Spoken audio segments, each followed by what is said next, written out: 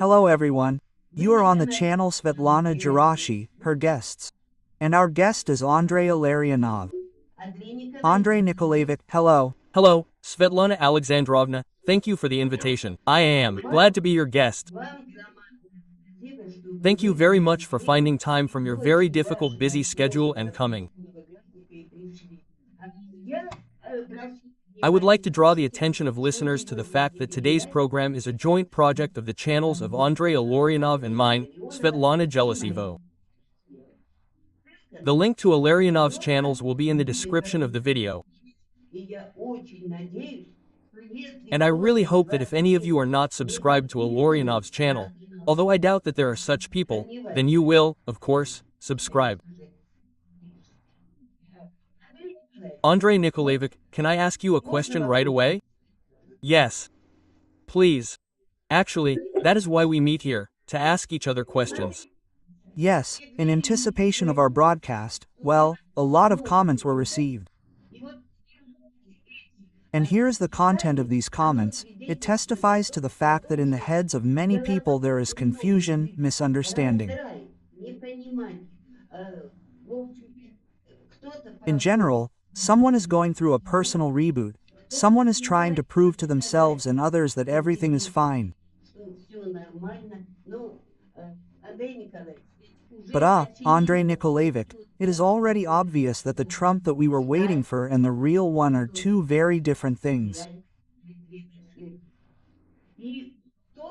And you also had to go through a reboot.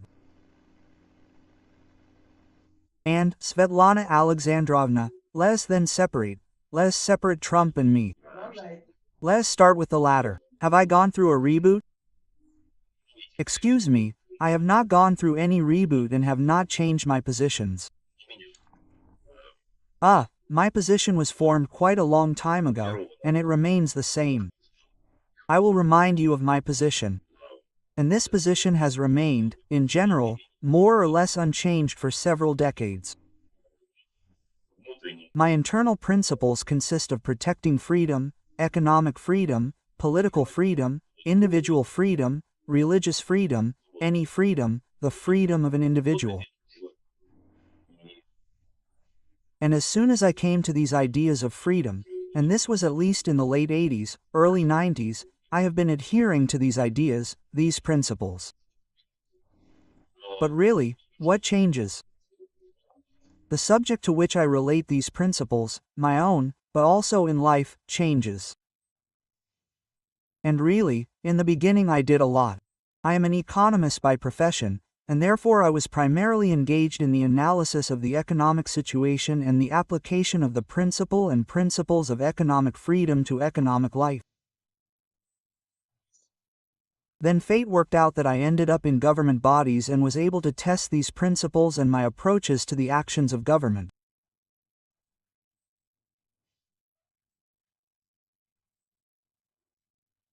In the beginning, for those who do not know, I was an economic advisor to the then Prime Minister Yeltsin, then to the acting Prime Minister Gaidar, then to the Prime Minister Chernomyrdin, and I checked how it worked there.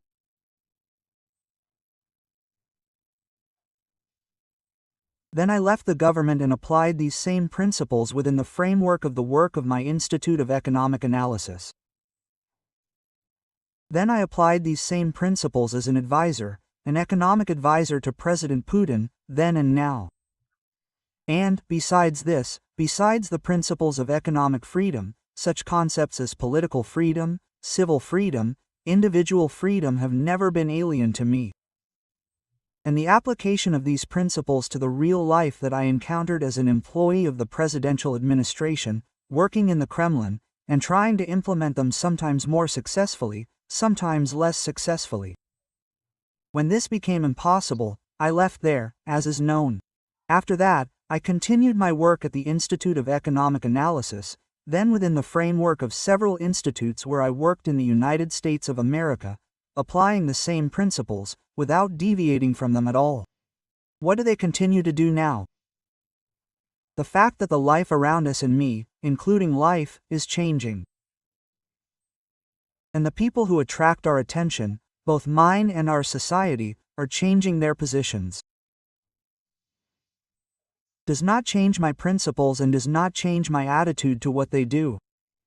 If someone takes the right steps from my point of view, implements, for the benefit of expanding, strengthening, protecting freedom, any freedom, I support such a person's state, political, ideological, public, whatever. If the same person starts acting against freedom, I, naturally, do not remain silent. Naturally, I say that this person's position has changed. Not mine, but this person's. And, in fact, that is why we see it. We see that my approaches remain the same, but the positions of different people really do differ.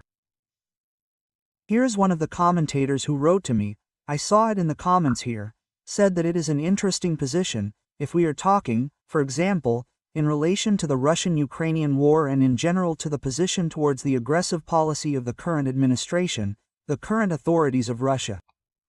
He says that Illarionov said in 2008 that only a military defeat of the aggressor will lead to a stop of new aggressors. In 2014, he, Illarionov, said that only a military defeat of the aggressor will stop the aggressor. In 2016, he said that only a military defeat will stop the aggressor. In 2022, only a military defeat will stop the aggressor. In 2025, he says, only a military defeat of the aggressor. Conclusion. Illarionov has changed his tune. Well, that's absurd, right?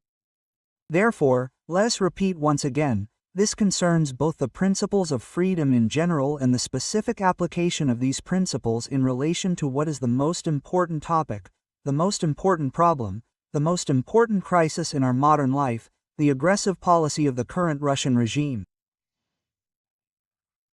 My attitude towards it, as I had almost 20 years ago, remains the same.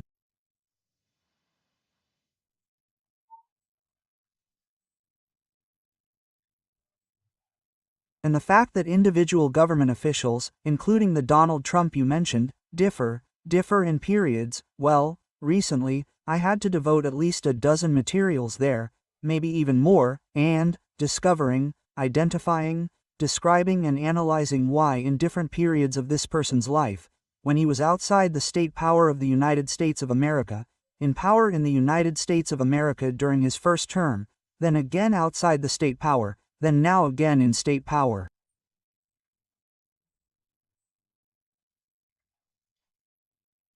His positions change. And this is precisely what many relevant materials were devoted to. And I posted the last one literally this morning.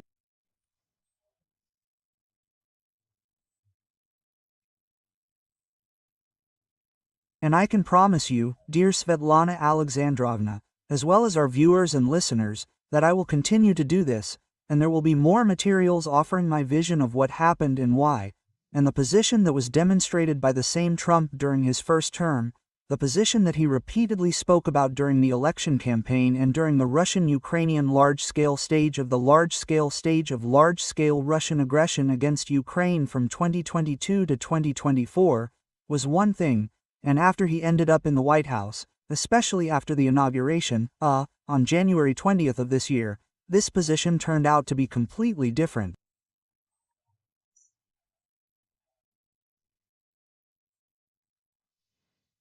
We cannot be blind, we cannot be deaf, we cannot pretend that nothing has changed. No, unfortunately, a lot has changed. A lot has changed radically. A lot has changed in the exact opposite direction compared to what Trump did, said and what we really hoped for. You are absolutely right here. And I am here on the same team because I really hoped that Trump would fulfill his campaign promises, which he made many times, according to which he would put pressure on Putin.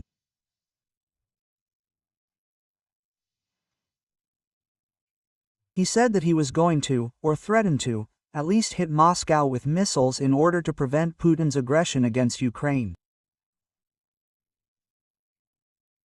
He said that they would send American submarines with nuclear missiles to the shores of Russia in order to prevent new attacks by Putin on Ukraine. He said that he would flood Ukraine with weapons. Well, and many other things that he said. He did not fulfill anything that he said and promised. Moreover, What he began to do and what he is doing before our eyes is the exact opposite of what he promised. He is now on the side of the aggressor. He is helping the aggressor. This is an unpleasant fact. This is an extremely unpleasant fact for us. A much more unpleasant fact for Ukrainians, who also, many of them hope that Trump's arrival would be some relief in that, struggle for survival that the Ukrainian people, the Ukrainian nation, the Ukrainian state are waging against the aggressor. Everything turned out to be the opposite. We see even in December of last year, the majority of Ukrainians, I think 56 or 58%, were optimistically and hopefully expecting Trump's arrival. And now the situation has turned out to be exactly the opposite. 72% of Ukrainians believe that Trump's arrival, unfortunately, will turn out negatively for Ukraine. Therefore, this is not only our approach, Svetlana Alexandrievna, but not only those people who worked and participated in the Ukraine support team and who try to help Ukraine with their efforts, and not only Ukraine, but all of us. Here. But we see that this same change has occurred in millions of Ukrainians, who have changed their attitude towards one of the most important agents, subjects of political action on the modern world stage.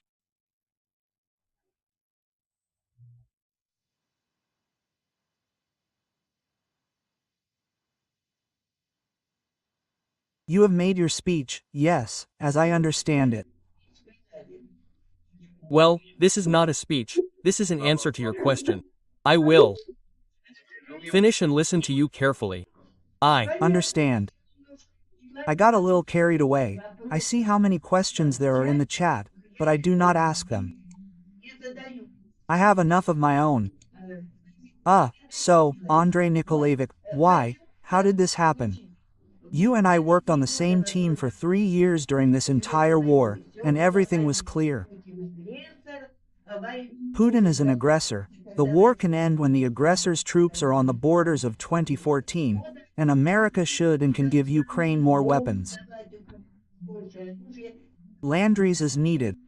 And suddenly, somewhere at the end of December, at the beginning of January, they changed to the opposite, to Russia. The war must end immediately. Ukraine has lost. It should not be in its previous borders. America does not owe Ukraine anything. Ukraine must return all the money spent by America, even more. And so on and so forth. And I, Andrei Nikolaevich, got the impression, yes, that our team went over to Putin's side. Something like that. It felt strange for me to be in this team. Svetlana Alexandrovna, well, look, that's not quite true, or, more precisely, not true at all. Your position hasn't changed. Your position. My position hasn't changed. Well, you left this team, and the position of another person. Alexandro, I apologize. I didn't leave this team, I didn't leave it. You were witnesses to what happened and how it happened. Yes. So, how was it? Yes. You were asked to leave this team. No, I wasn't asked. And Svetlana Sinovna, just tell me how it happened. Andrei Nikolaevich, I don't want you to tell it yourself. I don't want to say it myself. I don't even want to say it, because what I know, well, accusations started pouring in that Illarionova, well, you said it yourself, so that I... Look, Svetlana Alexandrovna, let's not torment our viewers and listeners. First, let's say how it was. So, first of all, let's start with the first thing. First with the fact that, as far as I can judge from your position has not changed. You were on the side of defending Ukraine, and you remain so. And a member of the team for defending Ukraine, Ed Peregudov, took the position of supporting Ukraine, and he remained so. And a member of the team for defending Ukraine, Yuri Podvolny, was on the side of Ukraine, and he remained on the side of Ukraine. Broke up. Your servant, who is now standing before you, was on this position, and he remains so. Thus, the members of the team for defending Ukraine were on this side, and they remained so. But some people, let's say this, who have been speaking out in defense of Ukraine for several years, have changed their attitude toward Ukraine, toward Russia, toward Putin, toward the Russian-Ukrainian war. This is a separate issue, how they changed, why they changed, but they have changed this position. They are now speaking out in defense of President Trump. We have already said a little earlier that President Trump, contrary to our expectations and contrary to what he did during his first term, and contrary to what he said during the election campaign, has changed his position. He has gone over to the side of the enemy, he has gone over to the side of the aggressor, and he is pursuing a corresponding policy. And some of the people who yesterday or for 2 years were speaking out in defense of Ukraine have changed their position following the position of President Trump. Do they have the right to such a change? Of course, they do. Every person has the right to change their position, to follow one person or another, somehow explaining this transition for themselves and for the world around them. They can talk about how the defense of Ukraine lies in its capitulation. They can try to explain to themselves and others that the defense of Ukraine lies in Ukraine turning into GUAK, into Gulick in the size of the entire country. They can talk about the need to surrender, to stop providing any assistance to Ukraine, military, financial, or any other. And this will be called assistance to Ukraine from their point of view. Well, in order to do this, you do not need to follow President Trump. You can immediately follow Putin, because this is Putin's position, which he proclaimed right away on February 24, 2022. He says, "You need to surrender." He said this directly in his address. And the next day he spoke about this in an address to the armed forces of Ukraine and the citizens of Ukraine. And he had the appropriate supporters, whom he fed and supported over the previous years for all those billions of dollars that were invested by the Russian special services in Ukraine so that Ukraine would change its position. Well, it's just that our colleagues who 2 years ago or for 2 years held this position, now hold a different position. Well, okay, let them change their position to the exact opposite, let them have it. But you and I haven't changed this position. We had the opposition we had, and it remains the same. And not only you and I, but also many of our colleagues. Therefore, here you and I have remained in the same old positions. Well, for myself, I evaluate it as the protection of freedom, the protection of independence, the protection of sovereignty, the protection of the territorial integrity of Ukraine and, thus, the protection of freedom and other countries, frontline states that are on the same front of opposition to Russian aggression, the protection of freedom, independence, sovereignty of Europe, no matter how it may seem to countries, the protection of the United States of America, because they are not connected, the protection of Western civilization. And moreover, I will tell you, the defense of Russia, only a free Russia.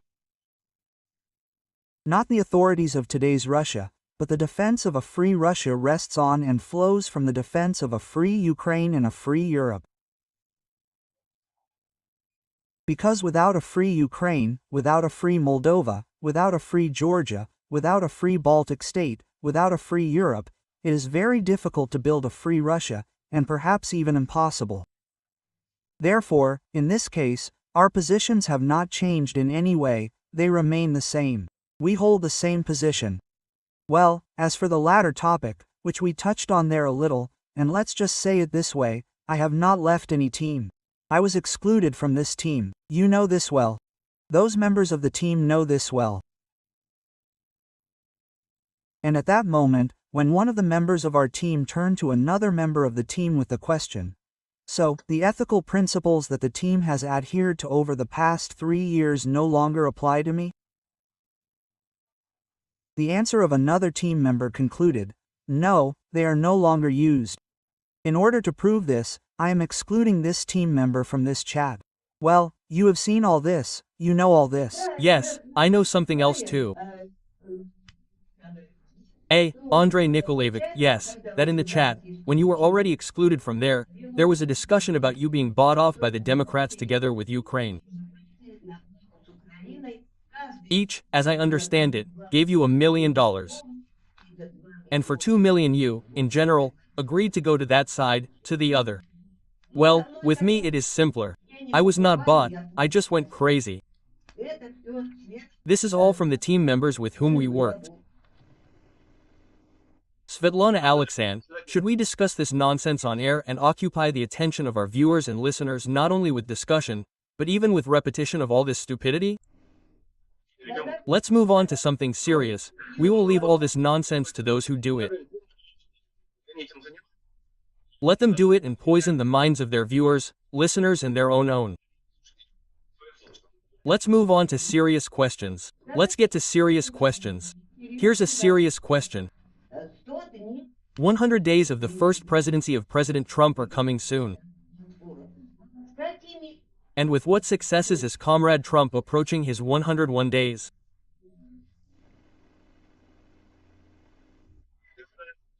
A radical change in the United States of America, public opinion in the United States of America and around the world in relation to the Trump administration, well, and to him personally. This is the attitude that we have recorded, a change in attitude in Ukraine from, in general, expectations, positive expectations, optimistic expectations to radical rejection.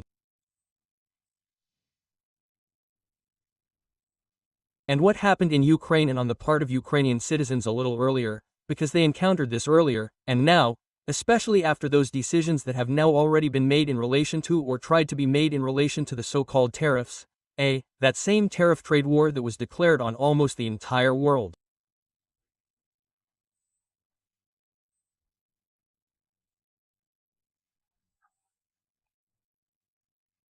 And after the comments that accompanied these decisions, and we can directly say that that attitude is, let's say, wary and cautious, but nevertheless with some elements of hope, has radically unfolded in literally 1 week, and in terms of deep rejection and harsh criticism, and not even understanding, but harsh rejection and, in general, hostile actions.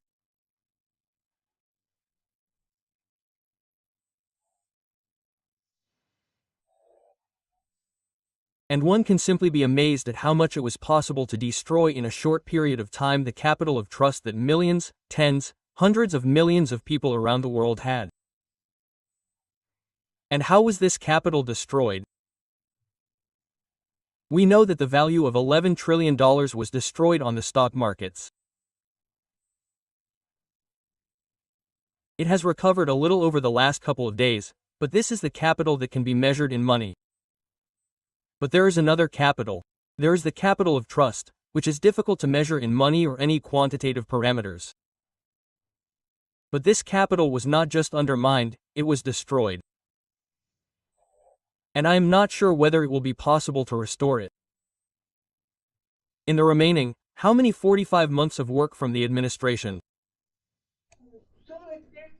EV named a very long, it even seems to me, an impossible period, given how quickly events are developing. Now impeachment is, of course, unprecedented, probably, in history the United States is such a phenomenon that they started talking about impeachment in such a short period of time. How possible is it in reality?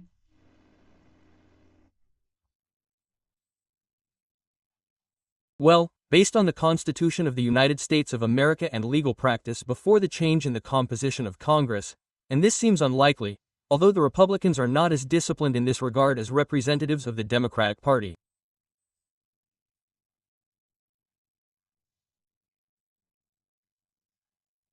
Still, when it comes to a president from their own ranks, it seems to me that most Republicans will adhere to party discipline.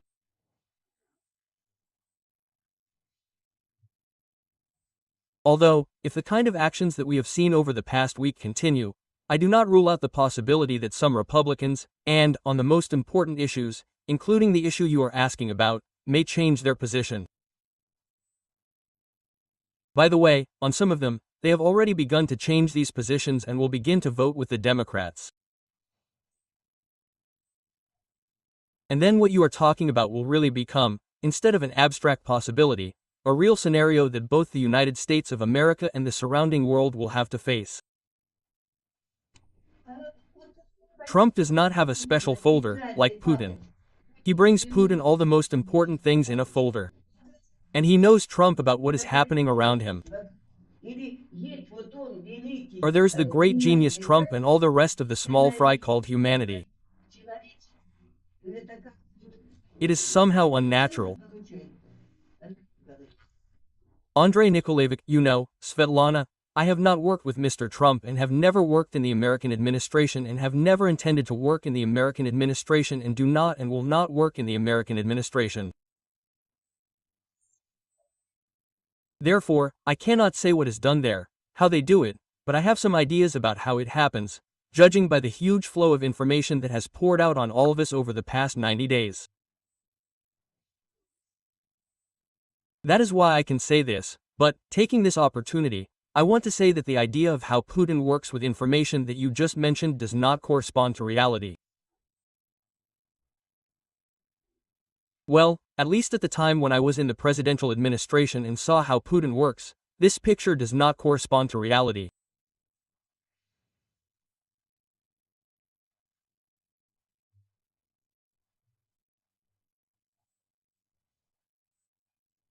Returning now to Trump, I want to say at least from the fact that we see, from what we hear, Donald Trump's idea of many issues, key issues on today's agenda, such as Ukraine, Russia, the Russian-Ukrainian war, the economy, tariff policy, the past of tariff policy, the present of tariff policy, the impact of certain actions in the field of economic policy on economic parameters.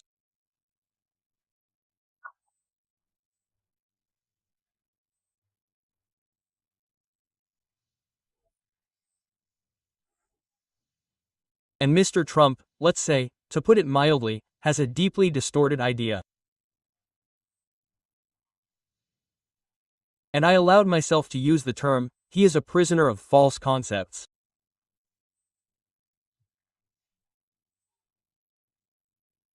Someone, perhaps, will say differently, but this time we can make a long list of issues of public life, world life, international relations, security issues, military alliances, economic issues, according to which the idea of Mr. Trump, which he regularly talks about in interviews with various journalists during briefings that he gives from the White House, has nothing to do with reality.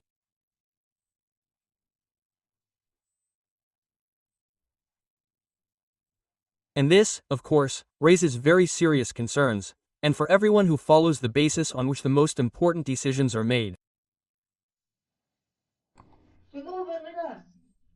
The word morality, it has already become a kind of indecent word that serious people, serious politicians should not use. This is the impression one gets. A look at what is happening in the White House. You know, we still have to make an important adjustment here. After all, there are a number of decisions, especially those made at the very beginning of the Trump administration, which are impossible to argue with, which are absolutely correct. Well, I must say it frankly. For example, closing the southern border. An absolutely necessary, overdue decision.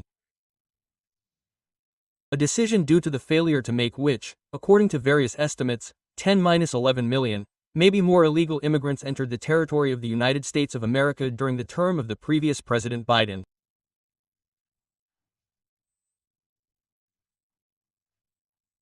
Therefore, the measures that would have been taken by the same Donald Trump, his administration, his people to resume work on the wall on the southern border, to change the attitude towards the penetration of these illegal immigrants, to expel illegal immigrants, it cannot receive anything but full support.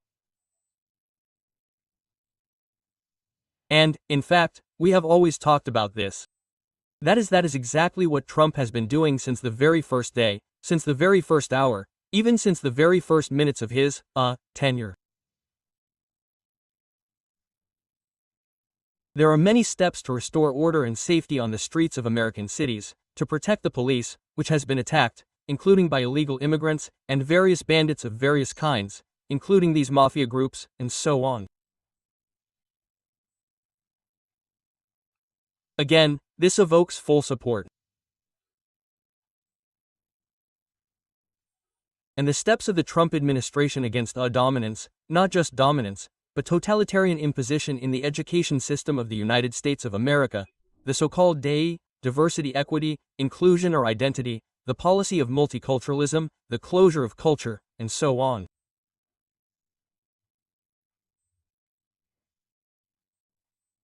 All this garbage, you can't call it anything else, but it is being swept away by the new administration.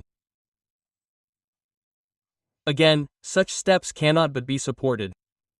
Actions to protect freedom of speech in the United States of America, because in the previous 4 years, well, really, real totalitarianism was advancing. No need for any underestimation here. This is really, and it is difficult to overestimate what Trump and his administration have done in this area. Protection of the First Amendment of the Constitution of the United States of America. The same applies to the protection of the Second Amendment of the Constitution of the United States of America. The right to bear arms. The same approach. We can continue to take many steps that the administration has taken absolutely correctly. For example, restoring the position of the English language in the United States of America. Because what was done before was destroying the United States of America itself at its very roots.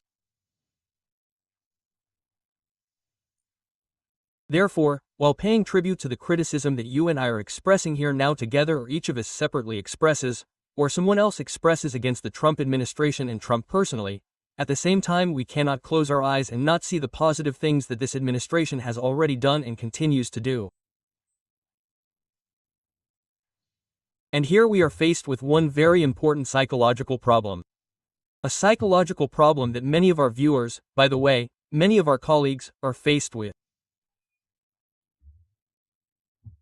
And this psychological problem is that people evaluate this or that person only by one color, only by one white, or only by one black. Life is much more complicated. One and the same person can take different steps at the same time. And so it is necessary, it requires certain efforts in order to evaluate different steps of the same person in the same position differently at the same time.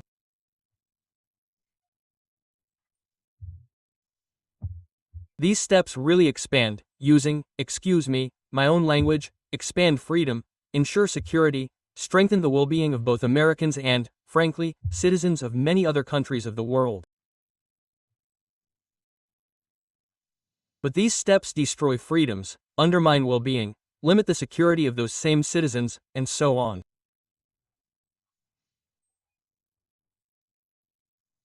And the responsible position of, say, an expert, analyst, commentator is not to create a cult of this or that person, to exalt him and put a hat on himself. Trump is always right. He was always right. Now he is always right and will always be right. This is a cult. This is a religious cult that is imposed on humanity many times in history in relation to different people. Or, on the contrary, to say, this person is the spawn of hell. Always was a fiend of hell, now is a fiend of hell, and always will be a fiend of hell. No, life is a much more complicated thing. And different people, including the hero of at least the current part of our conversation today, Donald Trump, also have different sides.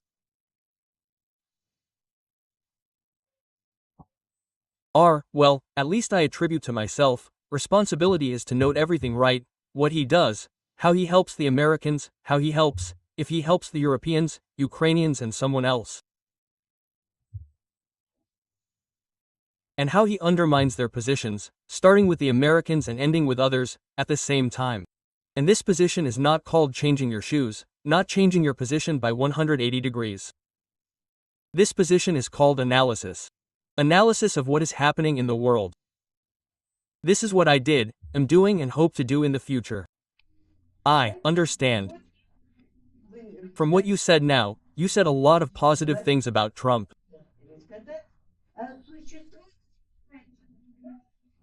And is there some kind of White House action program, according to which Comrade Trump can regain trust?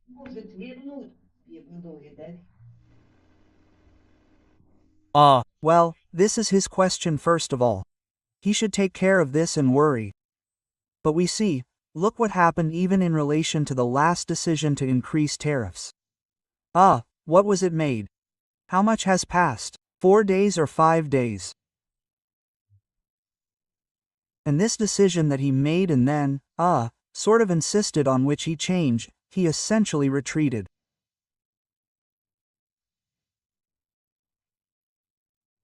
Now, if you look at the average weighted tariff for the United States of America, which on April 7th was 27%, according to his decision yesterday it dropped to 25%.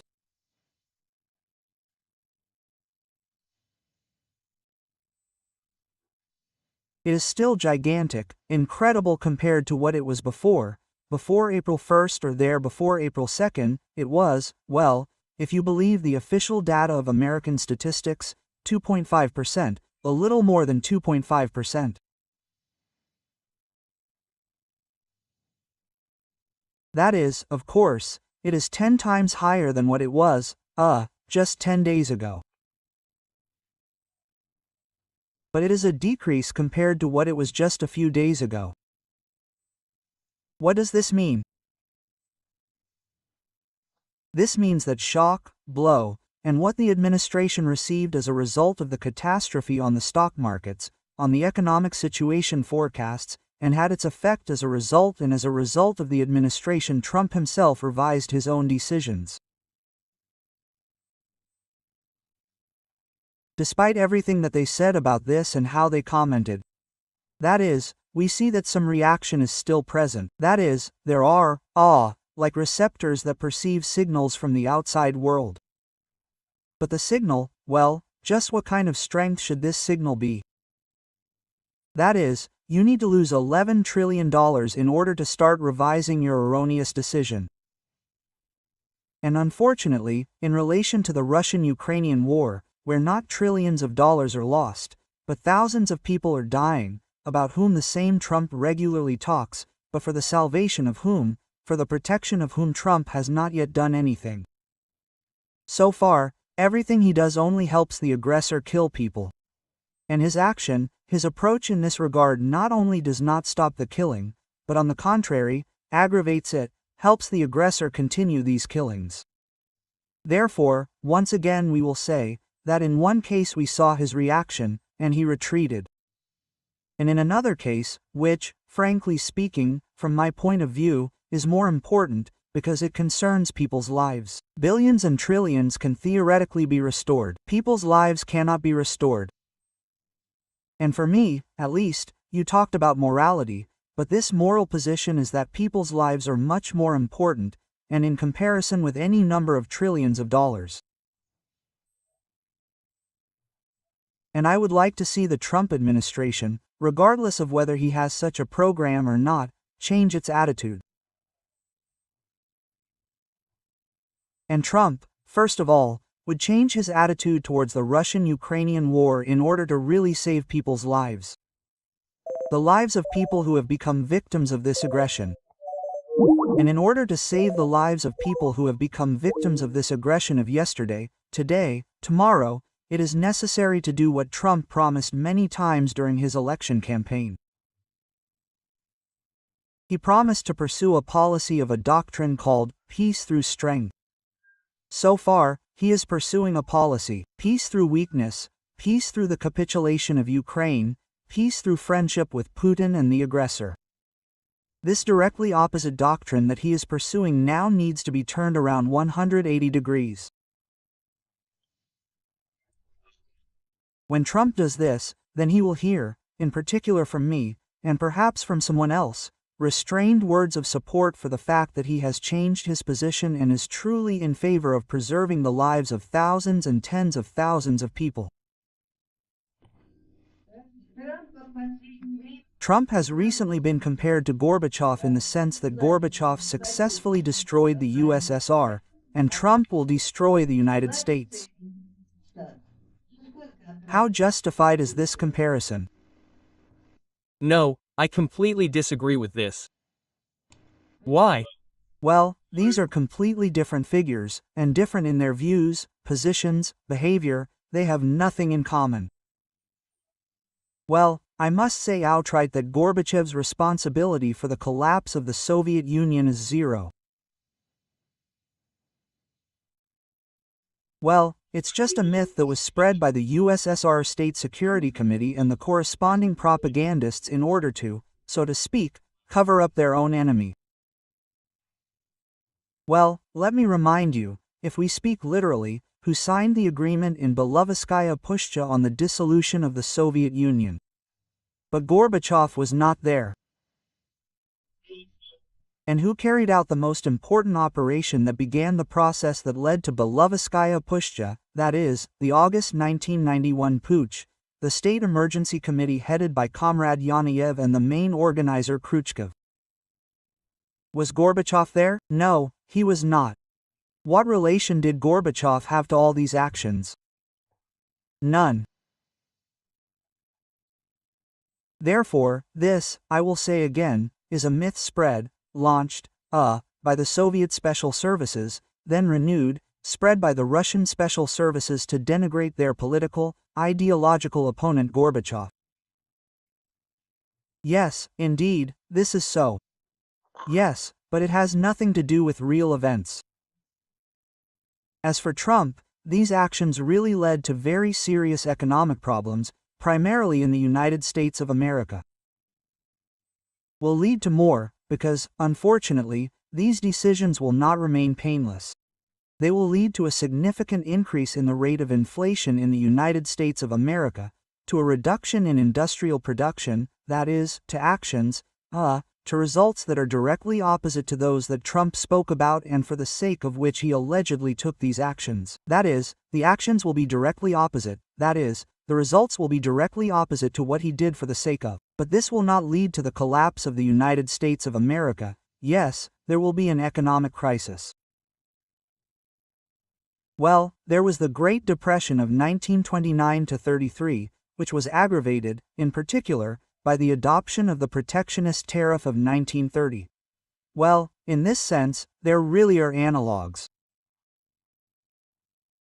But even as a result of the Great Depression of 29-33, the United States did not cease to exist, they did not fall apart. Yes, there was a gigantic economic crisis. The GDP there decreased, in my opinion, by 24%. And there was multi-million unemployment in the consciousness, in the memory of American society, the American nation. It remained as the hardest, probably the hardest event, which was harder than the First World War, harder than the Second World War. But what the Trump administration is doing now is very similar to creating something similar to what happened during the Great Depression. This is if they insist on this policy, if they reconsider, as quickly as they have been revising over the past few days, and completely cancel what they have just done, perhaps it will be possible to avoid a depression of this scale. We do not know this now, we need to see what happens next. But if it goes down this path, yes, it will, but it will not lead to the liquidation of the United States. Andrei Nikolaevich, a serious trade war with China. Will this last for a few days or will Trump last a long time? But we do not know. We see how Trump changes his positions. On April 2nd or April 3rd, he announced some decisions, and on April 7th he promised another. On the 9th night he started the next one, a few hours later he did another one. That is, the speed with which he changes his positions is amazing. Therefore, what forecasts can we make?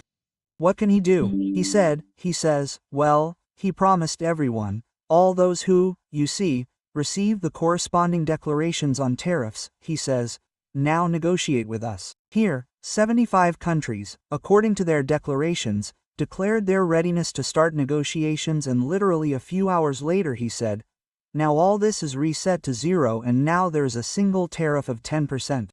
That is, there were no negotiations. That is, all those who declared that they were ready to negotiate, and now we do not need to conduct these negotiations, as well as 110 other countries who have not yet had time to declare their readiness to negotiate, they received these same 10% without even declaring their readiness to negotiate. Well, in this case, inflation occurred, only not inflation in the markets, but inflation of words, inflation of declarations, inflation of promises, inflation of state policy in the United States of America. There has been a complete undermining of trust in anything said from the Oval Office, on behalf of the President of the United States of America. You ask me, he says, what can we expect? But I can't say anything.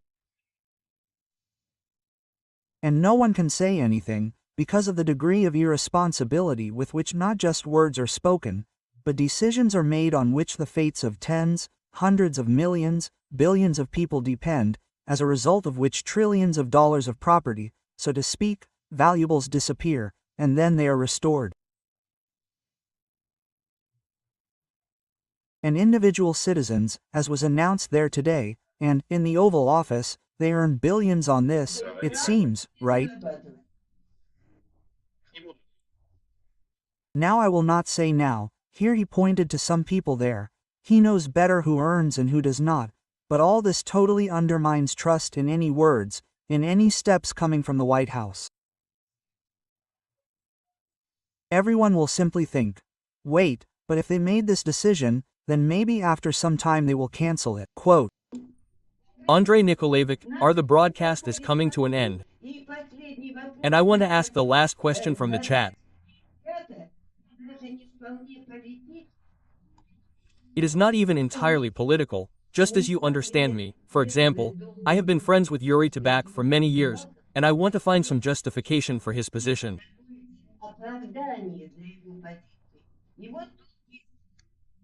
And here Sal59 writes to me that Wheeler taught Yuri Tabak to stretch an owl onto a globe.